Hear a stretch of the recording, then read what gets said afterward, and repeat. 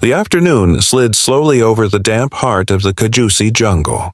The air smelled of freshly opened earth, and the shadows of the tall trees blended with a dense mist that floated like a veil. Miguel Herrera, a veteran forest ranger, was checking patrol logs at the door of his cabin when he heard a rustle among the ferns. At first, he thought it was the wind or some solitary boar searching for roots, but the sound was heavy, rhythmic, like human footsteps on wet leaves. Then he saw it. An adult gorilla emerged from the vegetation, enormous, silver-chested, with deep, searching eyes. He advanced slowly, without showing his teeth, without pounding the ground with his fists. In his arms, he carried something wrapped in his own dark fur. Miguel felt his heart hammering against his ribs. Never, in 20 years of work, had he seen a gorilla approach like this. Gorillas were creatures of deep forest. They avoided human cabins, roads, and lights. But this male did not appear lost or confused. He came with a purpose. A few meters from the door, the gorilla stopped.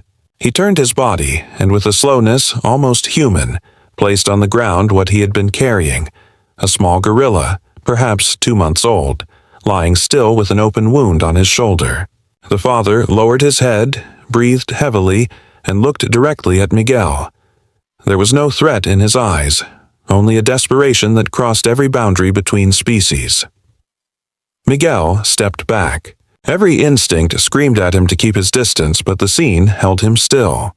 That powerful animal, capable of splitting logs, had brought his infant to a man, not as an act of instinct, but of faith. The ranger felt a knot tighten in his throat.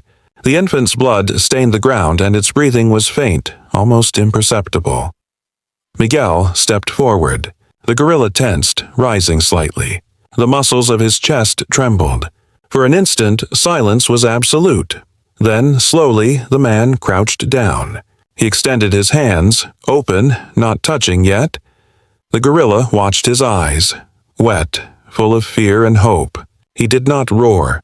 He did not move. Miguel understood the message. Help him. He took a deep breath and crossed the invisible line that separates caution from instinct. He picked up the small gorilla carefully, wrapped it in his jacket, and stepped back toward the cabin. The father watched, motionless as a statue, while the wind stirred the leaves and the afternoon faded to gray. Inside, Miguel closed the door, but not completely. He left it slightly open as a sign of respect. Outside, the gorilla sat in front of the threshold, keeping watch. Rain began to fall, striking the tin roof with uneven rhythm. On the ground, the baby's blood mixed with the rainwater, forming a dark trail that connected the jungle to humanity. Miguel lit a lamp. He placed the infant on the table and examined the wound. It was no accidental injury. The cut was clean, deep, likely caused by another male. In the world of gorillas, disputes over territory or hierarchy could be brutal. The young one had been collateral damage. With steady hands but trembling inside, Miguel cleaned the wound with disinfectant. He stitched it as best he could with improvised veterinary supplies and covered the shoulder with gauze. Outside, the father remained silent. His breathing was the only sound between the rainfall. Every movement Miguel made was a silent promise. I will do everything I can. The jungle seemed to hold its breath that night. Rain thickened as the sun disappeared behind the trees. In the cabin, the lamp flickered over the makeshift operating table where the infant struggled for air. Miguel checked the pulse with one hand and held a syringe of antibiotics in the other. Outside, the roar of rain competed with the deep silence of the waiting father. Occasionally, the ranger looked out the window. There he sat, under the rain, huge, unmoving, arms resting on his knees, head bowed. His eyes reflected the light inside. He did not move an inch. He was a guardian, or perhaps a judge, waiting to see whether the human would keep his promise. Miguel worked for hours, wrapping the small body in a blanket, turning on a portable heater, and sitting beside the table, unwilling to sleep. The infant's breathing faltered again and again. Once, Miguel placed his hand on the tiny chest and felt life return in a thread-thin flutter. Outside, thunder shook the forest, but the gorilla did not move. Time stopped around him. By nearly 3 a.m., Miguel allowed himself to close his eyes. Then he heard a sound, soft, small, like a child's whimper. The little gorilla had moved its fingers. It was weak, but enough. Miguel smiled for the first time that night. At dawn, when the storm eased, the infant breathed more steadily. Miguel prepared a padded transport crate and gently placed the young gorilla inside. When he opened the door, the father stood, filling the entranceway. His deep breathing made the air tremble. Miguel raised his hands and spoke softly. "Easy. I'm only helping him." The gorilla took a step forward, sniffed the crate, and released a deep, mournful sound. Miguel lowered his gaze in respect.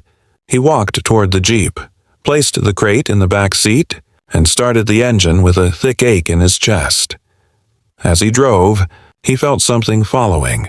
In the rearview mirror, the massive figure moved between the trees, always at the same distance. He did not run. He simply walked, making sure the vehicle did not vanish. It was a silent escort. At the veterinary station, biologists rushed out in shock, unable to believe what Miguel recounted. The father stopped behind the fence, breathing like a slow drum. He watched as they took the infant inside. He did nothing. He only waited. The surgery lasted 2 hours. When it was done, the infant slept under anesthesia, bandaged but stable. At dusk, the father disappeared into the trees. No roar, no farewell, just the forest returning to its rhythm. The next morning, Miguel returned early, hoping the father would be waiting. He was not. Only deep, circular footprints remained in the mud, leading back into the jungle. Days passed. Miguel slept beside the infant, refusing to leave him. When the little one finally opened his eyes, he pressed his forehead gently against Miguel's fingers. A week later, the infant could sit. Miguel built a recovery shelter at the forest's edge, a cabin with a door that was never fully closed. Weeks passed. The jungle reclaimed him. One afternoon, Miguel opened the gate, and the young gorilla took one last look at him before disappearing into the green. The silence that followed was not empty. It was full. Months later, while Miguel drove through the reserve, his jeep broke down. As night fell, a pack of starving jackals surrounded the vehicle. Miguel was trapped. Then came a deep roar, not feline, but earthbound, ancient. From the shadows emerged the silverback, and beside him, the young gorilla, now strong. They defended him. They came back, not as animals, but as allies, as family. When his colleagues finally arrived, Miguel simply said, "Nothing. The jungle returned a favor." He never told the story again.